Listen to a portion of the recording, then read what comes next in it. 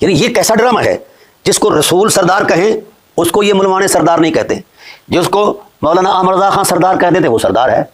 نبوت پر اعتماد نہیں، اعلیٰ حضرت پر اعتماد ہے۔ یہ ہے تمہارا دین، یہ ہے اس کا پس منظر۔ جو جنت کے سردار ہیں ان کو سردار کہتے ہوئے ان کو شرم آتی ہے، اور جو ملک عزوز کا بانی ہے اسے سردار کہتے ہوئے شرم سے مر جاؤ یار، تمہارے اندر شرم نام کی شائی کوئی نہیں ہے۔ ملک عزوز کے بانی جس سے رسول نفرت فرماتے رہے، اور جو آپ کی کتب احادیث کے اندر ان کا ٹائٹل ہے، ان کو اگر فقیر بیان کر دے تو آگ لگ جائے گی۔ اپنی اوقات میں رہو۔ انہوں نے رسالت سے شروع کیا ہے۔ یہ جو ابو جہل تھا یہ بھی ملا ہی تھا، اور پھر یہ جو بنو امیہ کے لوگ تھے یہ سارے اس وقت کے ملا تھے، سیانے تھے۔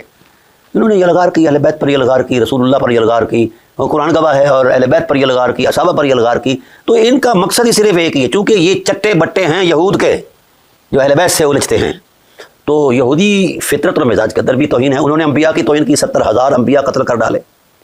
اچھا، ایک عجیب بات یہ ہے کہ چور مچائے شور، جتنا کمینہ پن یہودیوں کے اندر ہے، اور قرآن نے اس تاریخ کو بیان کیا ہے، سماعون للکذب یقادون للسحت، قرآن نے ان ملاؤں کو حرام خور کہا ہے، حرام خور، اور وہ حرام خوری کا تسلسل آج کی نیو برانڈ بریلویت کے اندر بھی موجود ہے۔ ہم ثابت کریں گے اللہ تعالیٰ کے فضل و احسان سے، دلائل سے، اور یہ مانیں گے کہ یہ حرام خور ہیں۔ جب بات ہے، جب جس پر دل چاہتا ہے سجاد پر چڑھ جاتے ہو جناب والا۔ یہ رافضی ہے، سنیت تمہارے باپ کی ہے؟ کیا رکھا ہے تمہارا سنیت کے اندر؟ تم سنیت سے آشنا ہی نہیں ہو۔ سنیت کس کو کہتے ہیں؟ اس کا حجم کیا ہے، اس کا جغرافیہ کیا ہے، اور تمہاری کائیں کائیں کیا ہے، ہم نہیں جانتے۔ تو اس وقت وہ بھی یہی کہا کرتے تھے، اس وقت کا یہود بھی یہی کہا کرتے تھے کہ نحن ابناء اللہ واحباؤہ، ہم معیار ہیں، ہم اللہ کے بیٹے بھی ہیں اور اس کے محبوب بھی ہیں۔ اور آج کا یہ جو نیو برانڈ بریلویت ہے، یہ کیا کہتا ہے؟ جو ہماری شریعت پر نہیں ہے، ہماری فکر پر نہیں ہے، وہ مسلمان نہیں ہے۔ کبھی دیوبندی کافر، کبھی وہابی کافر، کبھی شیعہ کافر، اب یہ ایک دوسرے کو بھی کافر کہہ رہے ہیں۔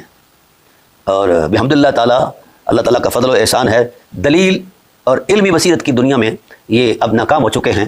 اب یہ کسی درویش کا، کسی مسکین کا یہ مقابلہ کرنے کے اہل ہی نہیں رہے دلیل کی بنیاد پر، چونکہ ان کا مذہب دلیل کی بنیاد پر ہے ہی نہیں۔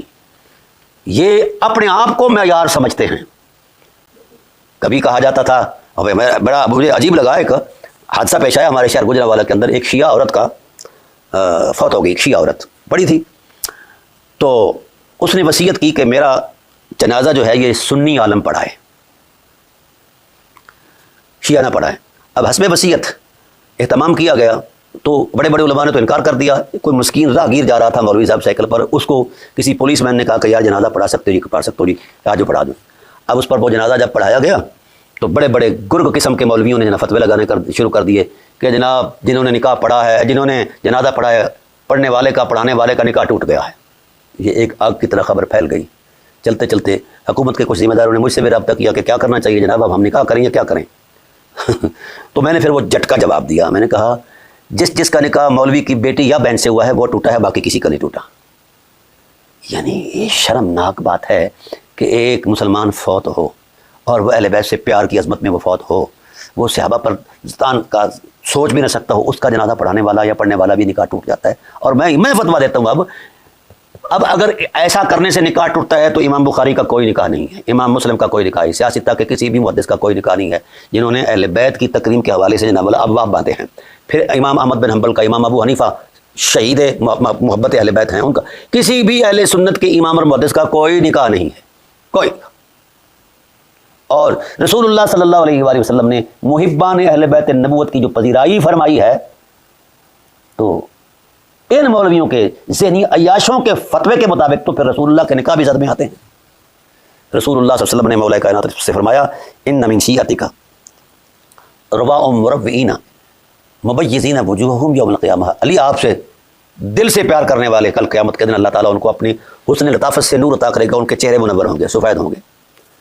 وَإِنَّ مُبْغِضِيكَ رَوَاءُ مُرَبِّئِينَ مُقَبِّحِينَ وُجُوهَهُمْ يَوْمَ الْقِيَامَةِ، اور جو آپ سے نفرت کرتے ہیں ان کے چہرے سیاہ کر دیے جائیں گے، بگاڑ دیے جائیں گے۔ یہ ہے، یہ تو پھر توڑ تک نکاح گئے نا، کسی کا بھی نہ تو نعوذ باللہ من ذالک نقل کفر نہ شہادت بادشاہ۔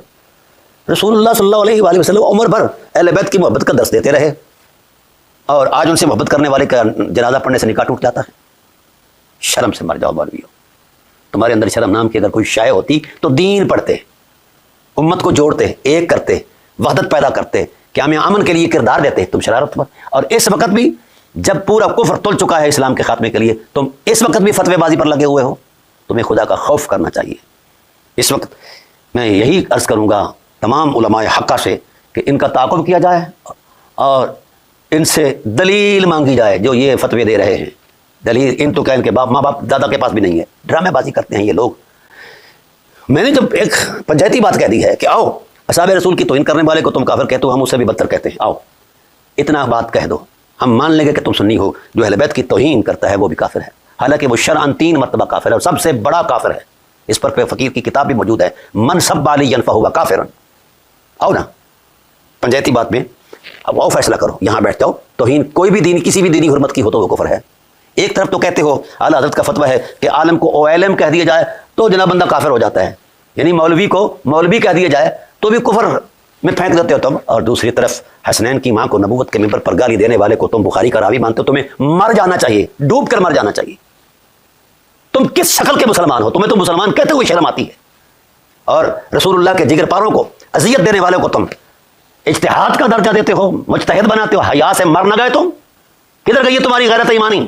تم وہی ہو جو شام سے جن کا مرکب تیار کیا گیا ہے، تم وہی ہو، اس کے علاوہ تمہاری کوئی حیثیت نہیں ہے. کیوں نہیں ادھر رکھ کے غیرت پڑکتی؟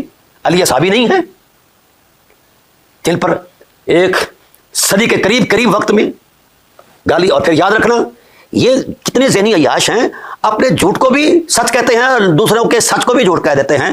ہم نے تو بحمد اللہ تعالیٰ پہلے حدیث بیان کی، پھر سند بیان کی، سند کی صحت پر دلائل دیے جو اہل سنت کے ہاں مسلم ہیں، اور وہ صحیح الاسناد احادیث سے ثابت کیا ہے کہ معاویہ خود بھی مولا کائنات پر سب و شتم کرتا تھا اور لوگوں سے بھی کرواتا تھا. اور 10,000 خطیب اس نے تیار کی تھے جن کی ذمہ داری یہی تھی. یہ ہے تمہارا مکروہ چہرہ مولویو. کس بنیاد پر تم میدان میں آ کر باتیں کرتے ہو کہ فلاں فلاں ہو گیا، فلاں فلاں ہو گیا؟ وہ فلاں نہیں ہوا، تم وہ ہو گئے ہو جن کا خمیر شام کے یہودیوں نے ترکیب دیا ہے. اس کے علاوہ تمہاری حیثیت ہی کوئی نہیں ہے. اس لیے میں پھر گزارش کرتا ہوں، اب تو میں نے کچھ نہیں کہا، اوقات میں رہو، اوقات سے آگے بڑھے تو ادھیڑ دیے جاؤ گے اللہ تعالیٰ کے فضل و احسان سے. اور میں سادات سے عرض کرتا ہوں کہ آپ ملا جہاں نظر آئے اس سے نفرت کر جاؤ. یہ تمہارے خمیر کی غیرت کا تقاضا ہے. اگر تم سید ہو، اس ٹائٹل کا ملا نہ اپنے درباروں میں گھسنے دو، نہ اپنے مریدوں میں گھسنے دو، نہ اپنے جناب حلقہ احباب میں گھسنے دو. ان سے ایسی نفرت کرو جس طرح خنزیر سے نفرت ہوتی ہے. یہ اس وقت کے خنزیر ہیں جو اہل بیت کی توہین کو اپنا ذوق سمجھتے ہیں، فتوے کی شان سمجھتے ہیں. ان کی حیثیت کیا ہے؟ اس لیے سادات مل بیٹھیں، اپنے آباء و اجداد کے علمی، اخلاقی، روحانی اساسوں کے حقیقی امین بنیں. تم سید ہو اس لیے آج معتوب ہو کہ تم اس عظمت کو تم نے امانت دار بن کر امین ہونے کا حق ادا نہیں کر رہے، اس لیے تم پر باتیں ہو رہی ہیں. ضروری ہے کہ تم اس اثاثے کے امین بنو اور امت کی قیادت کرو. تمہاری تو خلقت ہی قیادت کے لیے ہے. تمہیں تو سردار کہا ہے، خدا کے رسول نے سردار کہا ہے، خدا ذوالجلال نے تمہاری محبت کو واجب قرار دیا ہے، مودت کو واجب قرار دیا ہے. تو تم پھر ان مولویوں کی اقتدا کرتے ہو جن کا اپنا ایمان کوئی نہیں ہے، ان کے پیچھے تم اپنے ایمان کے لے جاتے ہو. ان سے پہلے ان کے اپنے ایمان کی تصدیق مانگو جو حضرت ابو طالب کے ایمان کی تصدیق مانگ رہے ہیں. ان سے ان کے ایمان کی تصدیق مانگو.